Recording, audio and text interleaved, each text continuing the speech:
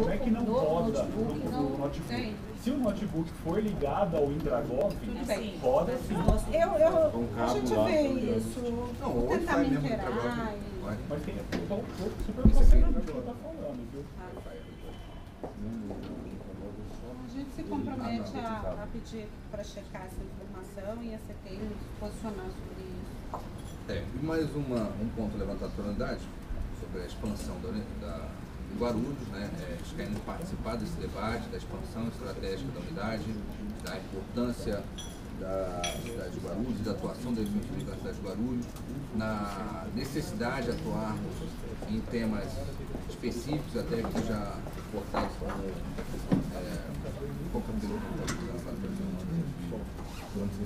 demanda de provisionamento não autorizado?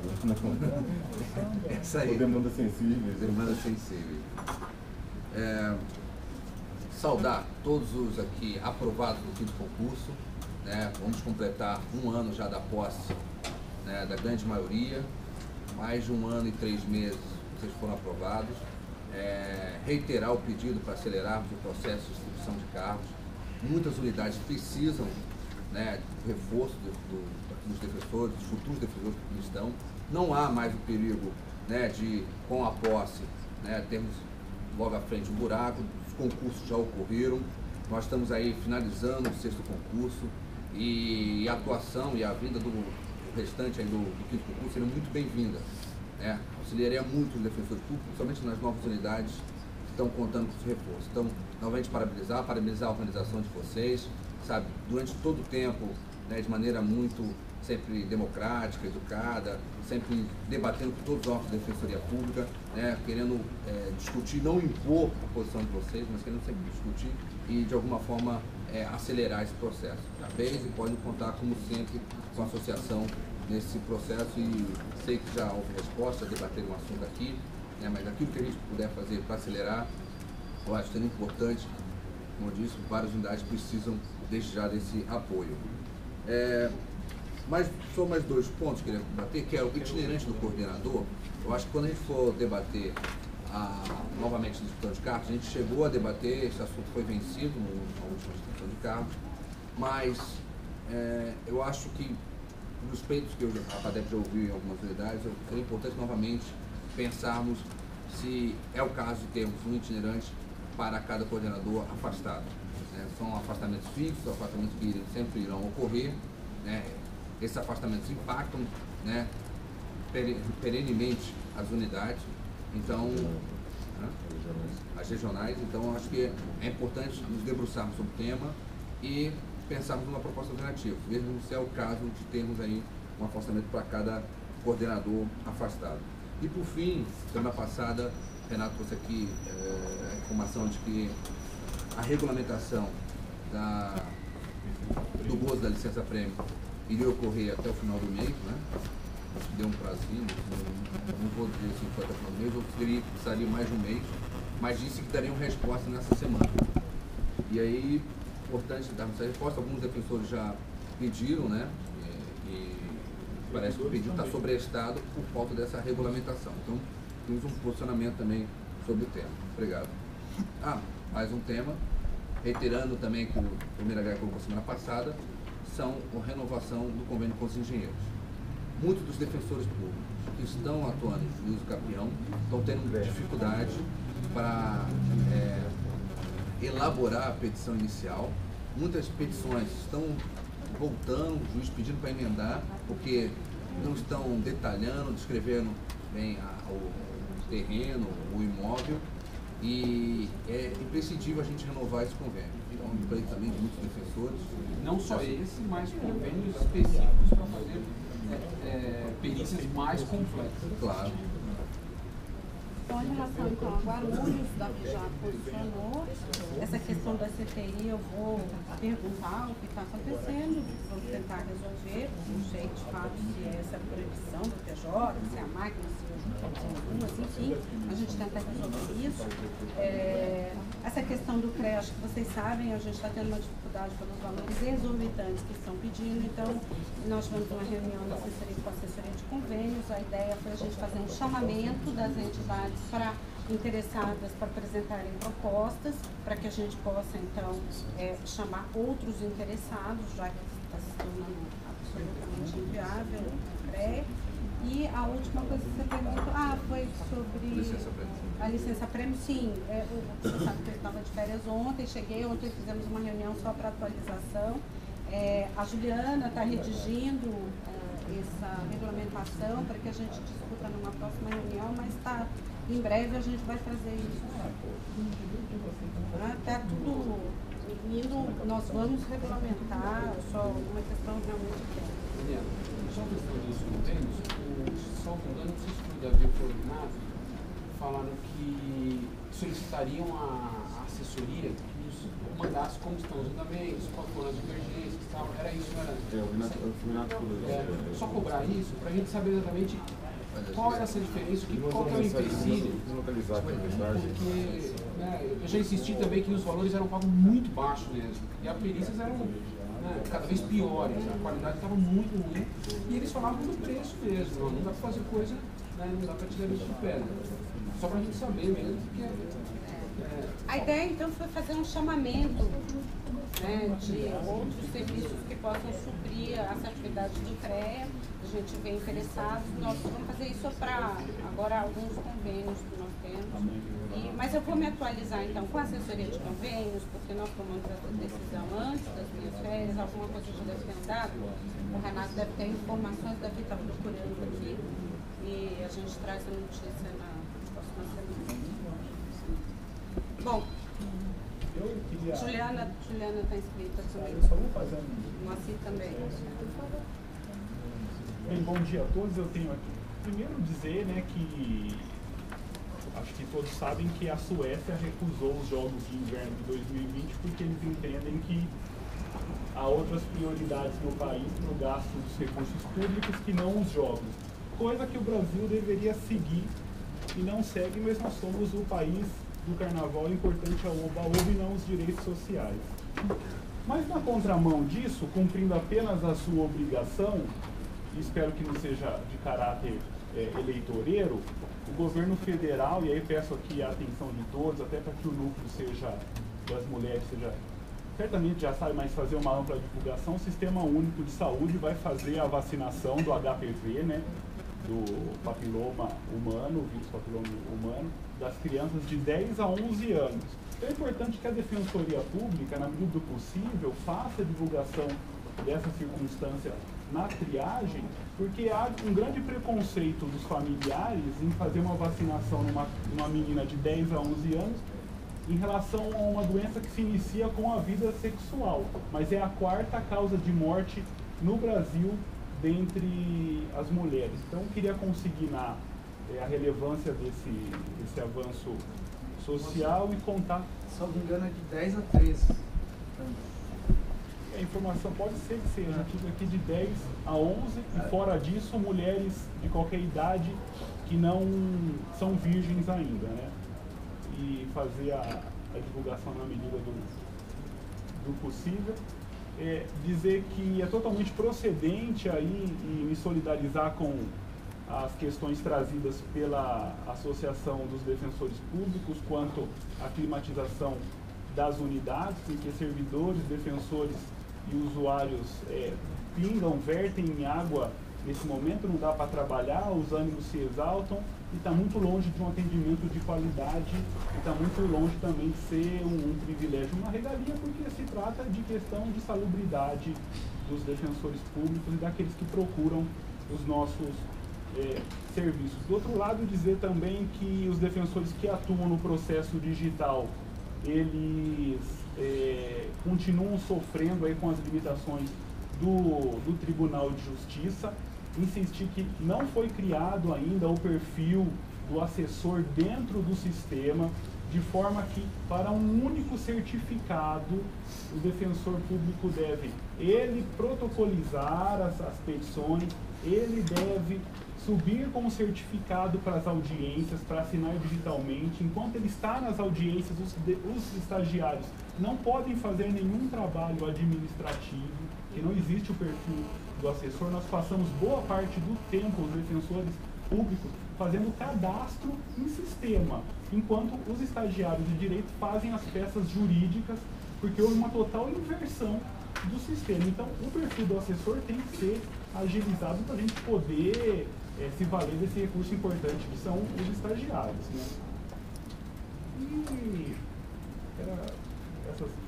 queria saber, o português colocou a questão aí da regulamentação também da licença-prêmio, vários defensores fizeram um pedido e não teve ainda a análise sobre isso. São essas questões que eu queria trazer. Vou encaminhar essa ponderação da CPI novamente. Dificuldades que nós vamos aos poucos tentando vencer com o Tribunal de Justiça. Tá verdade.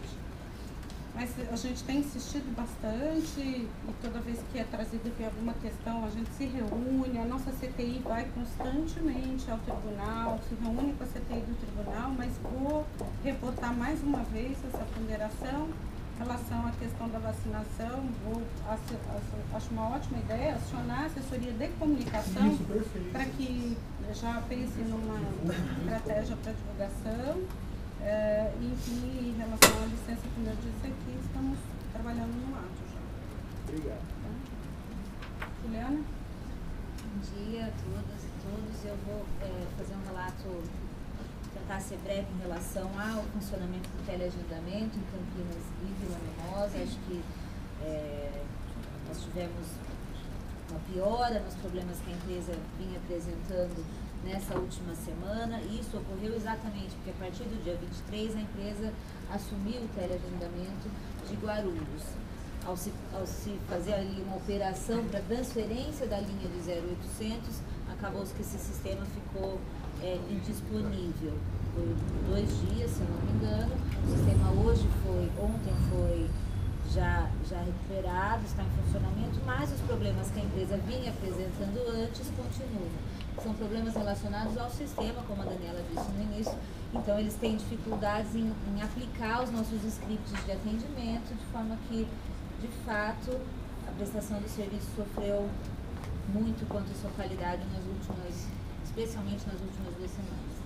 Todas as medidas estão sendo tomadas, eu faço até um registro de agradecimento às unidades. Campinas e Vila Mimosa têm se mostrado, Guarulhos, desde que assumiu a partir do dia 23 também, extremamente disponíveis para tentar solucionar e minimizar. Acho que essas foram as medidas que a gente adotou junto às unidades nessas últimas 2 semanas, para tentar minimizar os danos e os riscos de danos com essa queda no atendimento, na qualidade do atendimento. Todos muito disponíveis, os colegas, a gente está tentando equalizar. Eu acredito que ainda o sistema, muito embora agora telefônico esteja em funcionamento, acredito que alguns dos problemas que a empresa vinha apresentando devem se manter pelos próximos dias. Então, o que estamos tentando fazer é viabilizar o atendimento presencial, ao menos nos casos que nos cheguem a conhecimento. Um outro sistema que a gente criou, um processo de trabalho criado nesse período, a empresa chama de ligação ativa, é colher os dados, cheguem eles direto à SUB, direto à assessoria de qualidade, acho que a ouvidoria pode também fazer essa comunicação, ou direto na unidade, que colher todos os dados desse usuário e passar para a empresa para que ela entre em contato e faça o agendamento, ao invés de receber a ligação. Um ponto muito positivo do teleagendamento que acontecia em Campinas, Vila Mimosa e Guarulhos, que era o envio do SMS com a lista de documentos, de forma a tentar adiantar o atendimento desse usuário, também não está funcionando. Então, estamos aguardando que o sistema se estabilize para tentar verificar a possibilidade de retomar o SMS. Então, de fato, a gente tem encontrado aí diversas dificuldades, todas as medidas foram tomadas, como a Daniela disse, o funcionário está em trâmite, está verificando a possibilidade de uma nova licitação. Por hora, eu não vejo muita outra solução que não tentar minimizar os problemas até que a gente tenha uma solução mais perene.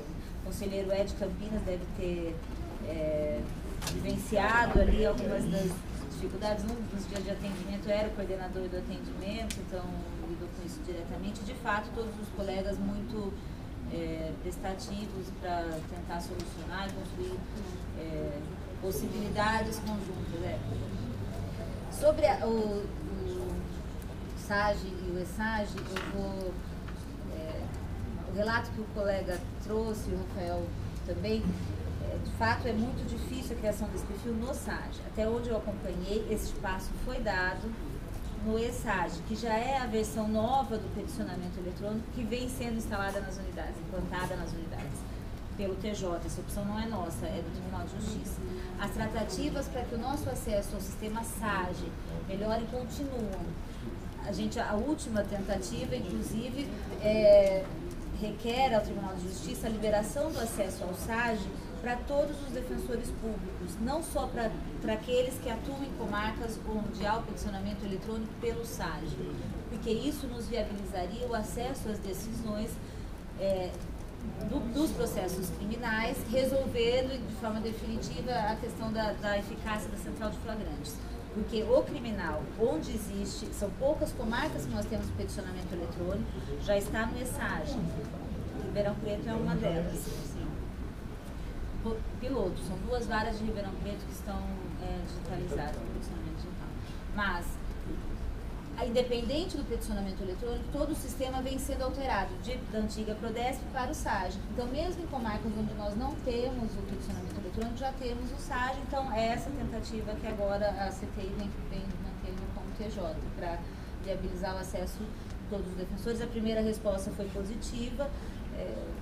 Tem agora que avançar nessa discussão. SAG, né?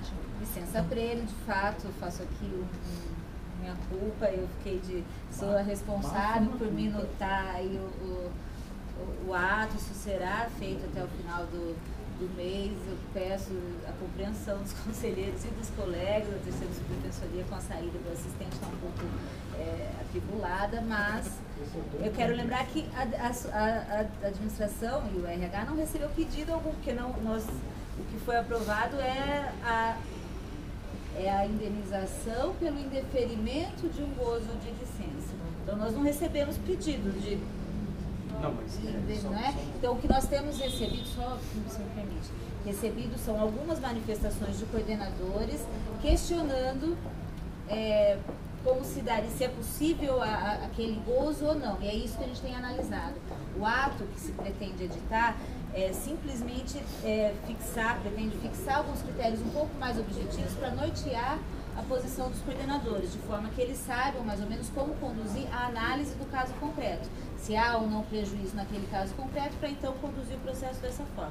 É isso que o ato pretende fazer, porque de fato, ao que parece, os coordenadores estão com dificuldades para analisar o caso concreto da sua unidade, verificando se há ou não prejuízo no gozo, ou se é o caso de indeferimento do gozo daquela licença. Tá? Mas esse ato será publicado nos próximos, até o final do mês. Mais alguém? Eu só queria esclarecer, então, Bruno, de fato, o Renato encaminhou para a Secretaria de Governo a mensagem sobre a questão da gastrite no passado do CREA, e a Secretaria de Governo respondeu, informando que faz um breve histórico, falando que o convênio estava em vigência até 10 de agosto de 2003, não houve prorrogação e razão da impossibilidade de aceitação dos novos valores de honorários propostos pelo Conselho. A média de reajuste era em torno de 71% que eles pediam de reajuste. A assessoria de convênios tratativas com o CREA ofereceu o índice PC, também buscaram outros índices de reajuste. Ao longo de 2013 não teve êxito na negociação, mas, aqui é a notícia importante, solicitaram uma nova análise da proposta de correção dos honorários pelo índice IPC-FII. E pediram uma devolutiva em janeiro, senão haveria outras alternativas em relação ao convênio, informaram isso para a diretoria do CREA.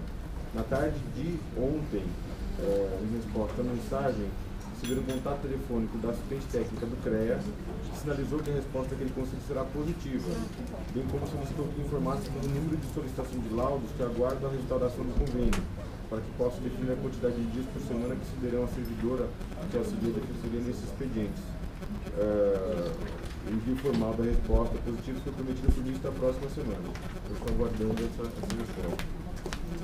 Ainda em relação à língua em português, Em relação à questão do SAGE, já acionei o Luiz Bressani, ele me disse que, reiterou o que disse o Zé Moacir, que, na verdade, o SAGE, ao contrário do e-SAGE, que funciona em rede, o SAGE ele funciona na rede física do TJ. Então, para ele funcionar, tem que estar instalado na máquina. Ele falou que ele já havia feito um pedido por pedido da Daniela, havia solicitado ao TJ, no início de janeiro, a universalização do acesso ao SAGE pelos defensores públicos com atribuição criminal, justamente para facilitar a atuação nas audiências e nas centrais de flagrante. Mas o TJ ainda não se posicionou a esse respeito. Ele fala que o SAGE não é uma licença, mas depende da instalação pela CTI do TJ em cada máquina. Não é a nossa CTI que instala, é a CTI do TJ. Não é uma licença, não adquire licença. É uma instalação, não tem nenhum custo para a defensoria. Mas eles nessa reunião me falaram que fariam isso. Eu só retificar, acompanhei a tratativa do Luiz não é para os defensores do criminal. O último pedido é para todos os defensores. Para todos os defensores. Por isso que ele mandou. Não, é porque nós estamos com um problema operacional da central de flagrantes que motivou a reunião.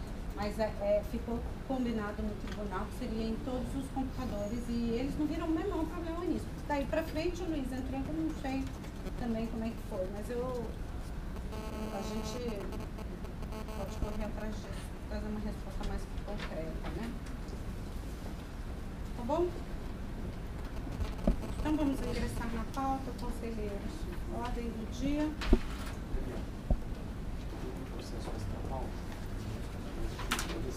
Inserção?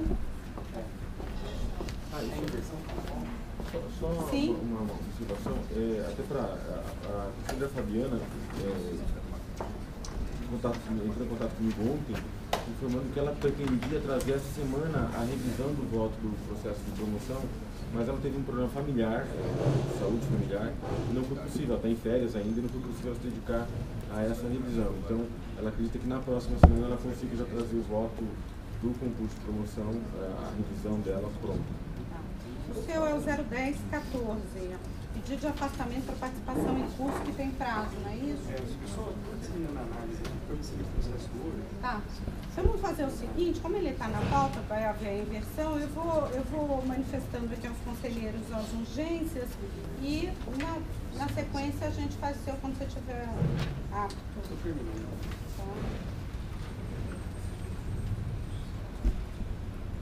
Você quer que a gente aguarde? Não, pode chamar.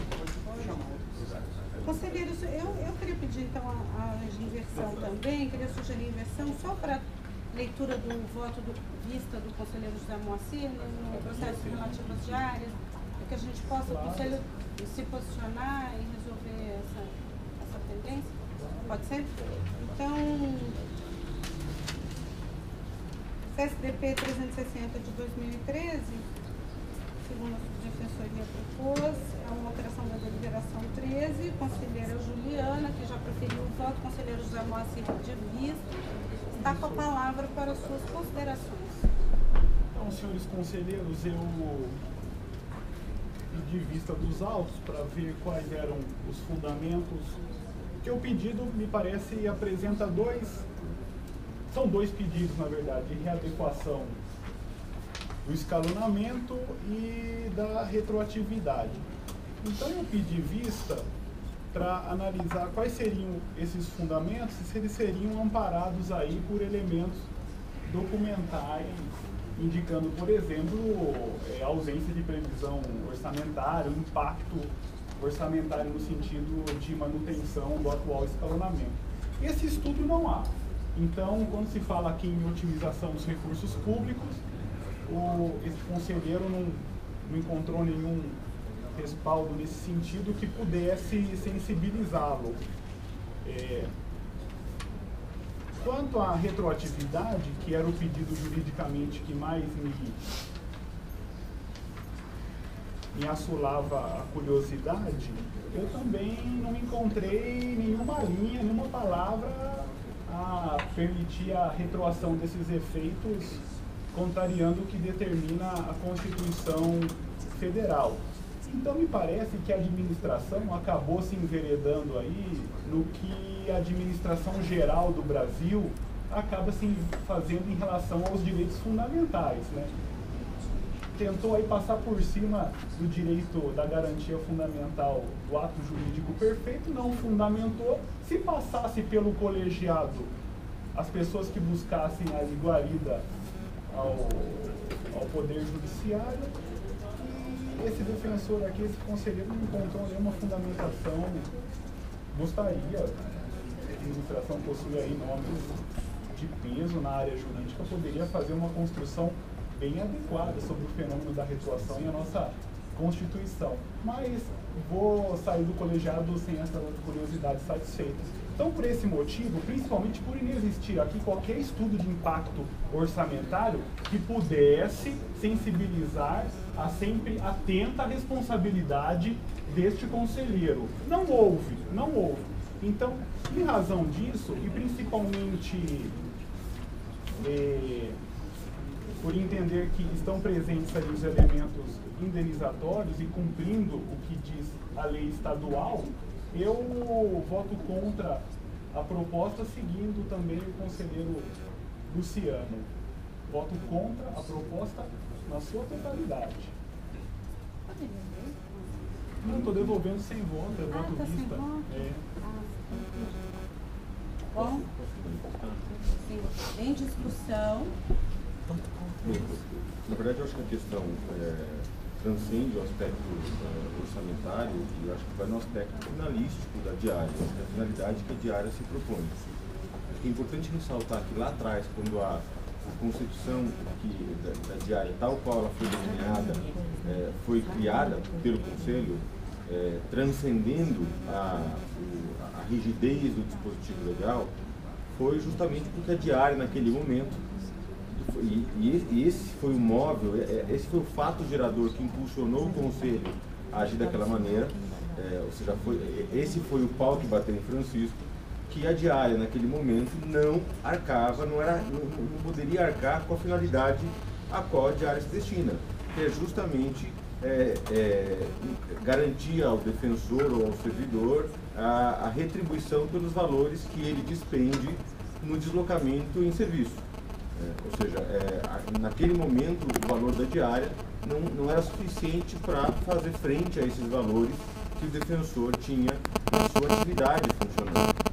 Ignorando que a diária, ou melhor, ressaltando que a diária não é responsável pelo custeio de transporte, que é um valor à parte, e nem pelo custeio de transporte interestadual, intermunicipal. Não, é abarcado exatamente. pela diária. O transporte dentro da cidade, onde aí sim a diária envolve. Abarcado pela diária. Então a diária não cobriria esse gasto e nem o transporte interno na cidade onde está o defensor. Por exemplo, um táxi que eu pego para ir para o aeroporto, esse valor não está alcançado pela diária, mas sim a partir do deslocamento é o que a diária visa retribuir ao defensor. Então naquele momento, o pau que batia em Francisco era justamente esse já. O valor era insuficiente e houve esse escalonamento e essa possibilidade de graduação. O que me parece agora é que se nós aplicarmos a mesma deliberação que vige hoje em relação à diária, a diária do defensor público será talvez uma das maiores diárias do país, e um defensor que se desloca, por exemplo, para uma cidade, uma capital, ele vai ter um valor muito superior ao gasto, ele vai ter de fato lucro com a diária. A diária vai perder completamente a finalidade que ela se destina. Ela vai gerar lucro ao defensor, porque ele vai conseguir custear a sua diária de hotel, a não ser que ele fique numa suíte presidencial, que eu imagino que não seja razoável, custear o seu hotel, custear a alimentação que ele tenha, porque nesse dia também o defensor não tem o vale quando há diária não há o valor do vale alimentação, então ele tem que custear a alimentação e não tem nenhuma consequência negativa na sua situação financeira. Então, o que eu acho que tem que ser muito sopesado por esse conselho é, de fato, que a diária cumpra o seu papel. A diária, por isso ela tem caráter indenizatório, ela tem que indenizar as despesas que o defensor realiza. É claro que essas despesas não podem ser vistas caso a caso, porque geraria uma burocracia tremenda na administração para o próprio defensor de comprovar as despesas ponto a ponto. Por isso que se pretende ter patamares. Os patamares são para tentar igualar e permitir uma equiparação das despesas. Se fazemos algo além disso, no meu ponto de vista, respeitando a opinião de todos os conselheiros, obviamente, eu acho que nós estamos superando a função da diária. E isso causa, acho que, um desvio de finalidade da diária e, ao mesmo tempo, um embaraço político para a instituição. Acho que é muito ruim uma diária que seja extremamente vultosa e que vá além das despesas que se tenha nesse deslocamento. Então, do meu ponto de vista, muito mais do que a construção jurídica, e eu entendo o comungo da decepção, da falta de uma argumentação jurídica sobre a retroatividade, de fato a argumentação que havia, como eu fui proponente dessa proposta, a argumentação era justamente a gente colocar todos os fatos geradores da nova sistemática remuneratória no mesmo termo inicial. Acho que talvez muito menos jurídica e muito mais de uma racionalidade lógica extra-jurídica, ou seja, o termo inicial do novo patamar remuneratório foi dezembro de 2013. Então, todos os benefícios que o defensor ofere retornariam para aquela data. Mas, nesse ponto, dou razão ao conselheiro, porque talvez, de fato, seja difícil juridicamente essa construção que poderia cair facilmente numa disputa judicial com qualquer um que se sentir prejudicado. Agora, eu acho que é importante ressaltar, o escalonamento da diária não foi uma inovação da Defensoria. Quando o Conselho aplicou o escalonamento lá atrás, ele aplicou com base em vários paralelos, tanto do Executivo Estadual, quanto do Ministério Público. O próprio parecer que é trazido aos autos do Conselho Nacional do Ministério Público orienta os Ministérios Públicos Estaduais a estabelecerem diárias com patamares distintos, de acordo com o local de deslocamento e o tempo de deslocamento também. Então, isso é muito relevante, ou seja, que nós possamos graduar a diária de acordo com a cidade, porque de fato as cidades como Brasília, Rio de Janeiro, ainda mais Rio agora, com crescimento elevado dos valores de hotelaria, há locais em que o gasto é maior, há locais em que o gasto é menor, ou seja, a fixação de patamares distintos, como já fez o Conselho, é razoável. E nós atenderíamos, assim, tal qual previu a proposta, o patamar máximo de 1/30, que é o que estabelece a lei, como teto do valor da diária, garantiria uma diária ao defensor, salvo engano, de R$ 670, como o teto dessa diária, e a partir desse teto estabelecendo algumas escalas. Eu acho que esse é o resumo da proposta. Escalas essas que viriam tanto por distância da cidade, dimensão da cidade, quanto tempo de deslocamento, tempo de permanência do defensor naquele local. Mas eu insisto com os conselheiros, acho que é importante a gente manter aqui nesse conselho a finalidade para a qual a diária existe. Só para ilustrar aqui para os conselheiros, diferentemente do Conselho Nacional do Ministério Público, o CNJ, no ano de 2011, entendeu ilegal o escalonamento das diárias por meio de ato infralegal, porque também na magistratura o valor da diária é fixo em lei ordinária federal, como na Defensoria Pública. Em 2011 ele entendeu que esse escalonamento não era legal, e em 2013 o Conselho Superior do Tribunal de Justiça de São Paulo, cumprindo a determinação do CNJ, extinguiu o escalonamento no estado de São Paulo para toda a magistratura, com base no controle de legalidade do CNJ. Então, um ponto que nós podemos aqui colocar é o seguinte, que reconhecendo também essa ilegalidade tal qual firmada pelo CNJ e pelo Conselho Superior do Tribunal de Justiça, nós pudéssemos aqui, então, nesse processo, tirar essa sistemática, como bem colocou o Davi, que tinha uma finalidade, e como fez o Tribunal de Justiça, avançar, porque nós podemos avançar e mudar os nossos entendimentos de acordo com a evolução dos conceitos jurídicos. Não há nenhum problema em entender, olha, no passado nós fizemos assim, hoje houve aí uma mudança semântica da interpretação da norma, isso é natural do direito, e assim como o CNJ reconheceu a ilegalidade junto com o TJ, nós aqui vamos reconhecer a ilegalidade e vamos acabar com o escalonamento. Então, trago isso para que os conselheiros saibam o ambiente desta discussão, que não é uma discussão que se exaure apenas aqui na Defensoria Pública, houve nas outras instituições, e essa discussão foi posterior à fixação do escalonamento pelo Conselho Nacional do Ministério Público, só para ilustrar e prover de elementos argumentativos. Não ter acesso, não conheço de fato essa. O provimento, o 2047 de 2013 do Tribunal de Justiça, eu posso até ler, eu tenho eles aqui para vocês. Só para responder, esse escalonamento ele existe em diversas outras instituições, não só... Não sei, não conheço todas as outras. Não, mas eu menciono na minha proposta, inclusive o Poder Executivo e o CNMP. O Poder Executivo Estadual, inclusive o federal também, o próprio Poder Executivo Federal também estabelece esse escalonamento. Então, acho que tem exemplos de outras dimensões. Presidente, eu gostaria de pedir vista dos autos. Confesso que eu gostaria de analisar os valores, não tive acesso ao voto vista, gostaria de uma análise mais cuidadosa. Só uma coisa, se você vai pedir vista, lógico, é direito de todo conselheiro de vista, eu só gostaria de ressaltar a importância, então, já que esse conselho me parece que restou quase que unânime com relação à retroatividade, que ela é ilegal, que a gente então volte a pagar as diárias, porque faz 2 meses que as pessoas viajam, saem da sede e não recebem. Isso não sou eu que estou falando, são várias pessoas que estão comentando isso. Eu acho que também é uma questão de razoabilidade.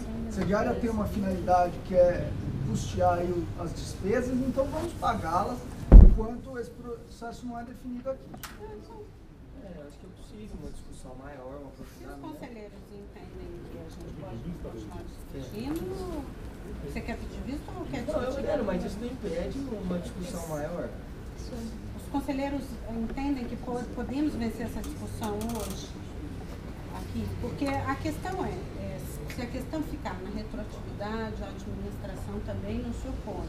O que me preocupa muito é nós não termos faixas de escalonamento para diferenciar um defensor que faz um deslocamento de uma cidade distante ou de uma cidade próxima. É razoável que quem faz de uma cidade daqui para Guarulhos, exemplo, ganhe uma diária menor do que quem se desloca para um lugar mais distante. Então, essa é a questão, manter patamares diferenciados, já que a nossa lei fala a razão de um 30A. Eu concordo, eu só quero aqui fazer uma ponderação. Se é para manter o escalonamento, tudo bem. Agora o Davi vem e fala que se a gente rejeitar a proposta, não haveria uma razoabilidade no valor da diária, porque ela fugiria da sua justificativa fim. Mas eu, pelo menos, não vi um preço de cotação aí de média de hotel, de alimentação. Alimentação aqui no centro de São Paulo, todo mundo almoça e sabe quanto custa. Eu vou comer 500 gramas de comida, sai R$50. Teve inflação no período.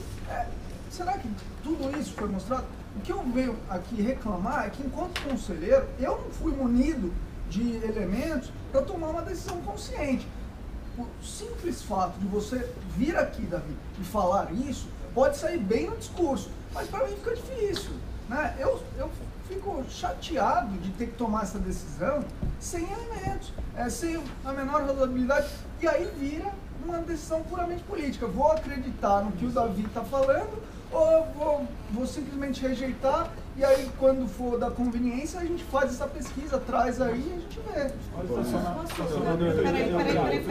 Peraí. Então vamos colocar a ordem, por favor. Em primeiro lugar, eu acho, Luiz, eu falei com todo respeito, sem nenhuma exaltação, sem nenhuma... Eu fico constrangido de parecer que eu estou querendo tomar uma decisão puramente política, quando na verdade a administração me força a isso. Não força nada, primeiro cada um tem liberdade de consciência, liberdade de consciência para se manifestar e votar do jeito que pretende. Só quero dizer, ressaltar o seguinte, eu acho que essa questão, principalmente os conselheiros que vêm do interior e ficam aqui em São Paulo, tem a dimensão, eles têm, eu imagino que você tenha a dimensão do valor que você gasta com a permanência aqui em São Paulo. Então você sabe o que foge à razoabilidade ou não. Não precisa dizer isso para você, o que foge haja não razoabilidade. Não precisa. Bom, A questão conselheiro, é sem hoje eu conversa. recebi um e-mail. Por quê? Bom, a palavra Juliana pediu, depois o Rafael. Por favor, Juliana. Acho que o Davi expôs tanto as razões da proposta, e foi muito, foram as razões que eu usei no meu voto como relator. Acho que a principal cerne do meu voto é exatamente esse: definir uma sistemática que observasse tanto a disposição legal quanto a finalidade do Instituto. Porque, ao meu ver, é assim que deve a disposição legal ser interpretada, de acordo com a finalidade do Instituto, que é a indenização pelo deslocamento sempre que necessário.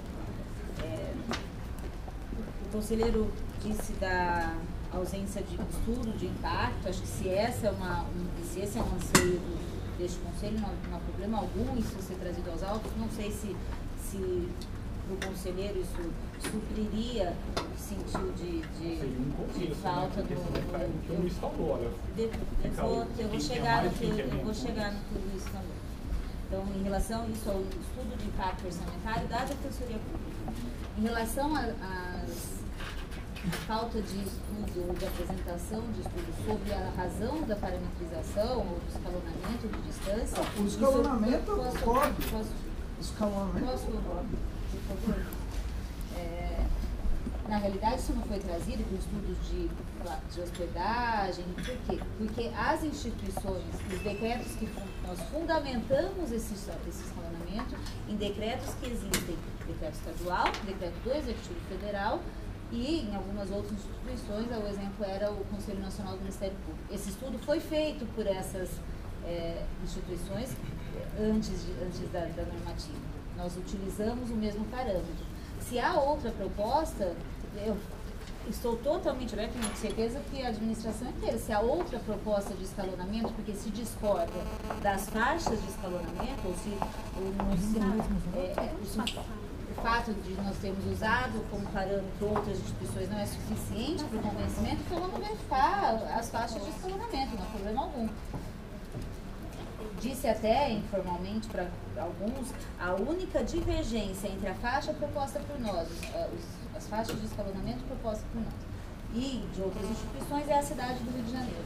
Essa é a única divergência. De resto, a nossa proposta, que já é similar à normativa atual, porque essa atual deliberação utiliza essa mesma faixa de escalonamento das cidades, foi que teve por base as outras instituições, tanto o Executivo Estadual, quanto o Federal, quanto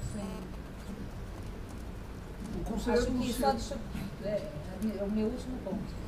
A gente não pode esquecer que nós temos aí duas faixas de escalonamento. E acho que é importante que o Conselho analise as duas faixas. Uma é o destino do defensor público, a cidade do destino. Outro, o tempo de deslocamento. Acho que as duas questões, os dois pontos...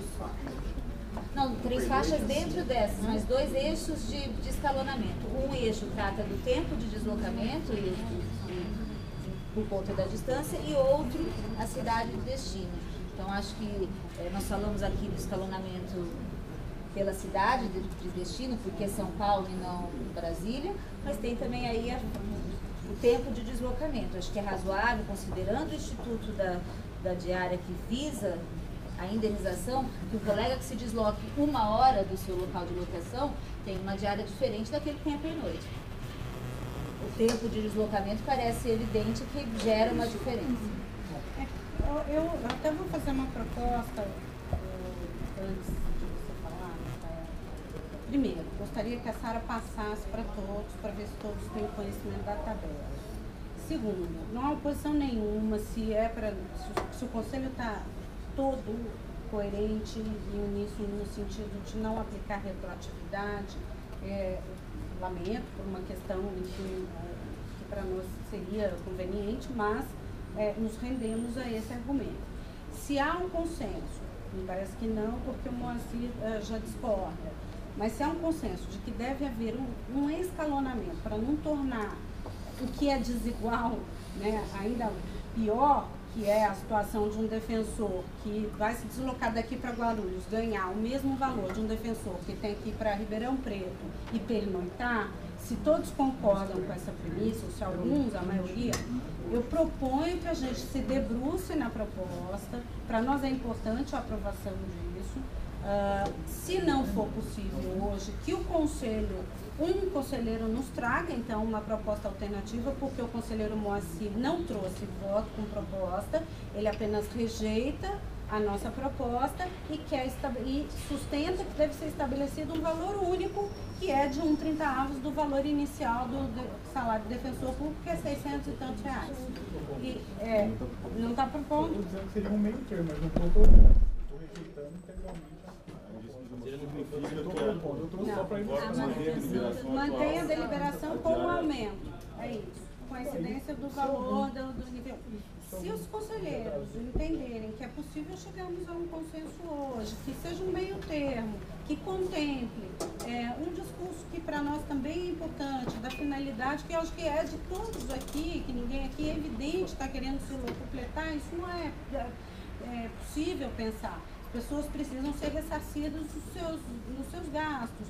Se os conselheiros acham razoável chegarmos a um meio termo, vamos fazer um esforço para aqui tentarmos apresentar uma proposta alternativa com o tempo para que a gente aqui possa discutir. Eu não quero fazer cavalo de batalha com retroatividade. O Davi quis dizer que talvez, se a incidência do nosso aumento nessa tabela persistir, nós teremos um valor muito elevado de uma diária mais alta, que é quase 900 e tantos reais, enfim, e talvez não seja necessário manter essa incidência desse valor. Então, os conselheiros concordam em tentar chegar aqui a um consenso para que a gente possa tirar esse problema da frente?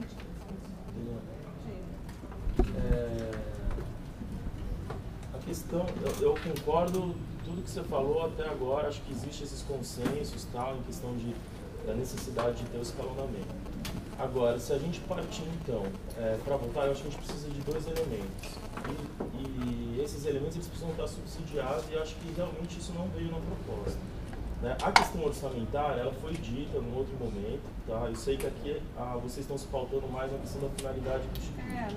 Mas a questão orçamentária também foi colocada, e nem no voto da relatora, nem do proponente, existe demonstrando quanto isso afetaria no orçamento, quanto que isso significa, quanto que vai aumentar o gasto com o pessoal.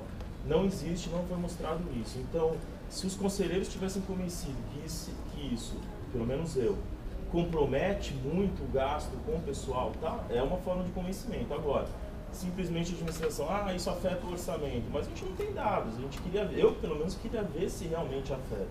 E a outra questão, a finalidade do Instituto, eu acho até, então talvez em vez do Aloysio pedir vista, talvez alguém da administração, eu lembro isso, quando a gente fez essa votação lá atrás, uns 3, 4 anos, o voto foi do Bruno Napolitano, e eu lembro que tiveram dois elementos que os conselheiros se pautaram. Foi a justificativa mesmo, a finalidade do Instituto. Eu lembro que a gente trouxe diária de hotel, todos esses valores, e também um comparativo com as outras carreiras. Eu lembro que no voto do Napolitano tinha isso, mas isso há 3, 4 anos. Então, eu acho que falta realmente esse elemento aqui, porque senão a gente vai ficar mesmo num achismo aqui, porque a finalidade do Instituto é esse. O valor também foi estabelecido há 3, 4 anos. Então, eu acho natural que tenha pelo menos no mínimo um reajuste desse valor, pelo menos com o valor inflacionário de 3, 4 anos atrás. Eu reforço que a questão orçamentária é lateral na nossa discussão. Para nós, tanto que não foi trazido, porque para nós não havia relevância, embora nós estamos sustentando, os conselheiros viram a nossa proposta no ano passado, viram que é uma possibilidade de que a gente tenha que usar a verba diferida esse ano e que qualquer economia é importante para a Defensoria Pública. Então, para nós, qualquer gasto a mais é importante porque a gente sabe que haverá necessidade, muito provavelmente, de termos que suplementar com a verba diferida, coisa que a gente não gostaria de fazer. Esse, para mim, é um argumento importante para nem tangenciar a questão orçamentária, porque qualquer economia ela é muito bem-vinda. Então, aliando a questão da economia, qualquer que seja ela, a questão da finalidade, nós preferimos trazer e trouxemos sim os valores, não sei se vocês estão aí acompanhando, o que é pago hoje e o que seria pago com o aumento que tivemos, e trouxemos os valores que são pagos no Executivo e no Ministério Público em recente ato do PGJ número 39, recente não, é um ato antigo, com as alterações posteriores, e consta aqui em 2012 o valor do Ministério Público. A informação do Luciano que há uma participação diferenciada do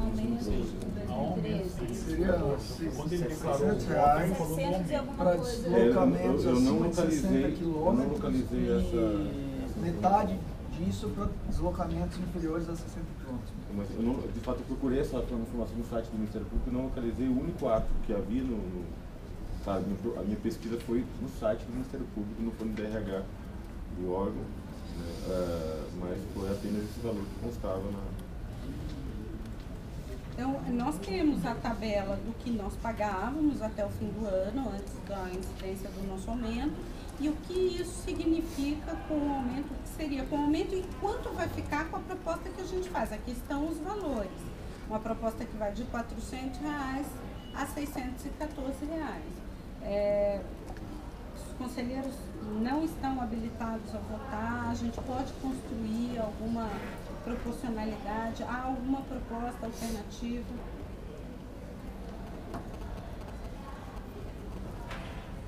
Presidente, eu abriria mão da vista se tivesse um consenso, né, ou se não fosse votado hoje. Que eu gostaria de aprofundar. Agora, se houver um consenso, acho que tudo bem. Existe uma proposta alternativa?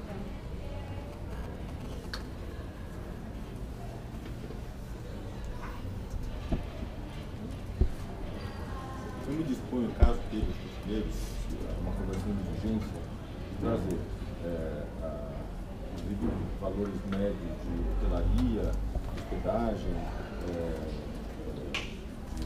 de alimentação e também os valores das diárias da Procuradoria-Geral do Estado, do Ministério Público. Então a gente vai tentar buscar esses valores mais para parametrizar a decisão. Posso fazer isso como dirigente se entenderem razoável essa providência. Algum conselheiro, além do Davi, gostaria de trazer subsídios? O meu pedido a vocês, assim como vocês me fazem para que a gente resolva a situação, determine o pagamento, o meu pedido é, podemos votar isso na próxima semana? A administração tem receio de começar a lançar os pagamentos e o Conselho não analisar essa questão e nós ficarmos com a incidência desses valores por um período muito elevado. Então, eu estou aqui pedindo a compreensão para que a gente possa, se os conselheiros não estão... Independente da... Vamos discutir o mesmo. Vai ter uma proposta ou não dos conselheiros ou outra da administração. Agora, o pagamento tem que ser feito. O receio não é Sim, já falei isso. Por isso estou pedindo aqui para que a gente discuta para a gente já poder efetuar os pagamentos passados e daqui para frente nos novos valores. Eu acho assim, 3 semanas atrás aqui no Conselho, a presidência disse que estavam sendo pagos e que não havia nenhum problema. Os valores foram fixados em 2011, não foi lá? A dificuldade, o receio da administração, se me permite, em pagar, prolongar sem essa discussão ser mantida, é que a deliberação ela dá um valor objetivo. Veja, ela não. O texto da deliberação vigente. Mas ela vai.